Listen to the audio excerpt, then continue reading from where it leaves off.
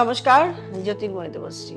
একটু বাস্তু নিয়ে বলবো, বাস্তুর রান্নাঘর নিয়ে বলবো। অনেকেই তো অনেক সময় কোশ্চেন করেন, সবসময় প্রশ্নের উত্তর দেওয়া সম্ভব হয়ে ওঠে না, ব্যস্ততাও থাকে, এবং বুঝিয়ে বলাটা, অনেকটা কথা বুঝিয়ে বলাটা সেখানে লিখে সবসময় বলা যায় না। অনেকেই আছেন যারা আমাকে মেসেজে মানে ফেসবুকের এতেও দেখি, ইউটিউবেও দেখি, অনেকে ডেট অফ বার্থ, রাশি, নক্ষত্র সমস্ত কিছু দিয়ে দেন, আমারটা বলুন বা আমার এটা রাশি বলুন। এটাও না সম্ভবপর হয় না, কারণ অনেকটা কথা থাকে, অনেকটা বলা থাকে। হয় আপনাকে কাছে আসতে হবে, নাহলে ভালো বাস্তবিক দেখাতে হবে, নাহলে আলোচনা শুনতে হবে। যে আলোচনাগুলো করা হয় সেগুলো আপনাদের যাতে আপনারা ঠিকঠাক মতন নিজেদের বাস্তুকে তৈরি করতে পারেন, সেই জন্য আলোচনাগুলো করা হয়। সুতরাং সেই আলোচনাগুলো আপনাদেরকে ভালো করে শুনতে হবে। রান্নাঘর সাধারণত একটি বাস্তুতে, ধরুন আপনি একটা বাস্তু করছেন, আপনার বাস্তুতে যদি কোনো বাস্তুবিদের কাছে যান, আগে আপনার রান্নাঘর করতে বললে প্রথমেই আপনাকে নিশানা দেবে অগ্নিকোণ, দক্ষিণ পূর্ব কোণে রান্নাঘর। এটা হচ্ছে মেইন জায়গা, এখানেই রান্নাঘর হয়।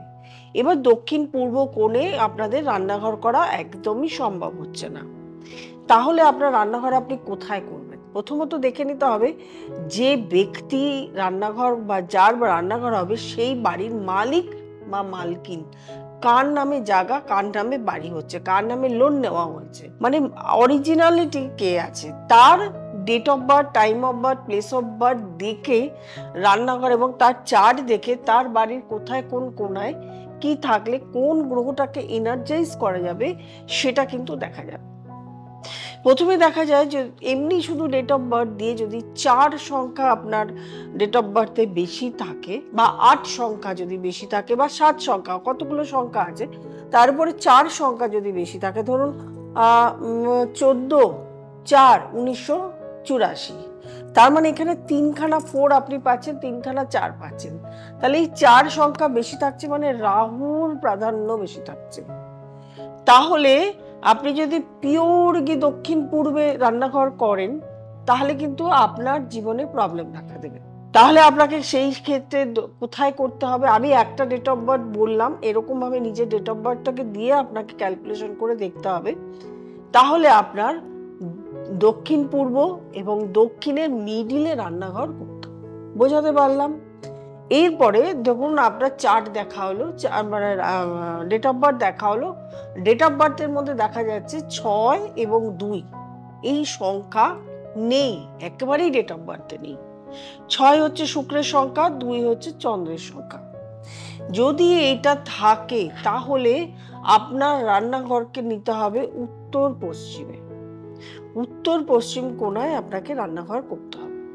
আরেকটা দিক হলো আপনার এই যে যদি দেখা যায় যে আপনার ডেট অফ বার্থের মধ্যে 7 এবং 8 এই সংখ্যাটির আধিক্য রয়েছে, মানে 1 থেকে 2, 2 থেকে 3 বেশি 8 আছে, 2 থেকে 3 বেশি 7 আছে, তাদের না সন্তান নিয়ে সমস্যা হয়, তাদের হেলথ নিয়ে সমস্যা হয়, আর্থিক সমস্যা হয়, বিভিন্ন ধরনের সমস্যা তাদের মধ্যে দেখা যায়।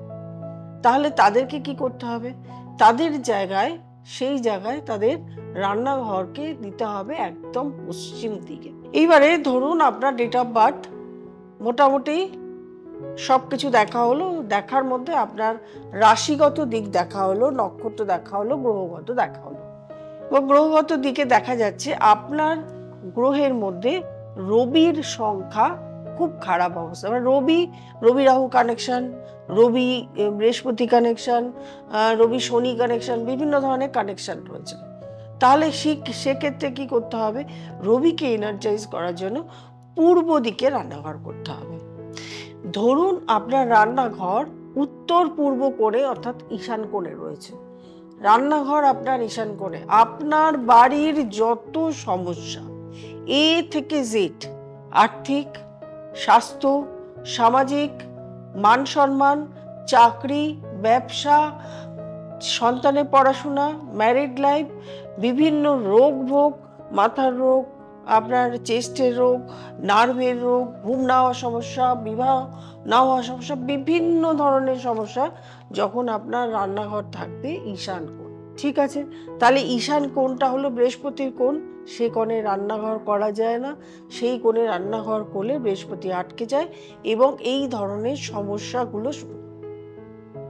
এরপরে ধরুন আপনি রান্নাঘর করেছেন, আপনার ঈশান কোণে রান্নাঘর রয়েছে অথবা দক্ষিণ কোণে রয়েছে অথবা দক্ষিণ পশ্চিম কোণে রয়েছে, দক্ষিণ পশ্চিম কোণে এবং পশ্চিম দিক দিয়ে সিঁড়ি, তাহলেও কিন্তু আপনার বাড়িতে বিভিন্ন ধরনের সমস্যা শুরু হবে। এবারে একটা কথা বলি, অনেকেরই রান্নাঘর আছে, আমি বললাম যে কোণে আছে, বাড়ি তৈরি করলেন বা বাড়িতে গেলেন, আপনার কিন্তু সঙ্গে সঙ্গে সেই সমস্যা শুরু হবে না। সমস্যা আপনি বুঝতে পারবেন কখন? 4 বছর, 5 বছর, 10 বছরের পরে আপনি ক্রিটিক্যালি প্রত্যেকটা সমস্যা ফেস করবেন এবং দেখতে পাবেন। সুতরাং আপনি যখন বাড়ি তৈরি করছেন বা ফ্ল্যাট নিচ্ছেন বা ফ্ল্যাট তৈরি করছেন, যারা প্রমোটার আছে তাদের কথা বলছি, যারা ফ্ল্যাট তৈরি করছেন, আপনি তো একটা নকশা তৈরি করছেন। এখন তো বাড়ি ভেঙে প্রত্যেকটা জায়গায় ফ্ল্যাট হচ্ছে, বাড়ি নেই। শহর যেখানে সেখানে বাড়ি কম, গ্রামের দিকে বাড়ি আছে, অনেকে নিজস্ব জায়গা কিনে বাড়ি করে এবং প্রত্যেকের ক্ষেত্রে আমি যখন আমার চেম্বারে আসে আমি জিজ্ঞাসা করি রান্নাঘর কোথায়, বাথরুম কোথায়, ব্যাস। প্রত্যেকটা ক্ষেত্রে দেখা গেছে তাদের প্রত্যেকের বাস্তুর কোনো না কোনো সমস্যা নিয়ে তারা এসছে। তাদের রাশিগত সে ঠিক আছে, অথচ দেখা যাচ্ছে বাস্তুগত এমন সমস্যা তাদের সেই প্রবলেম থেকে তোলা প্রচন্ড। কারণ আপনার বাড়িটা তো আপনি ভেঙে আবার তৈরি করতে, ফ্ল্যাট হলে ভেঙে তো আপনি তৈরি করতে পারবেন না, বা আপনার বাড়িতে আপনি করে ফেলেছেন, আপনি তো সেটা তৈরি করতে পারবেন না।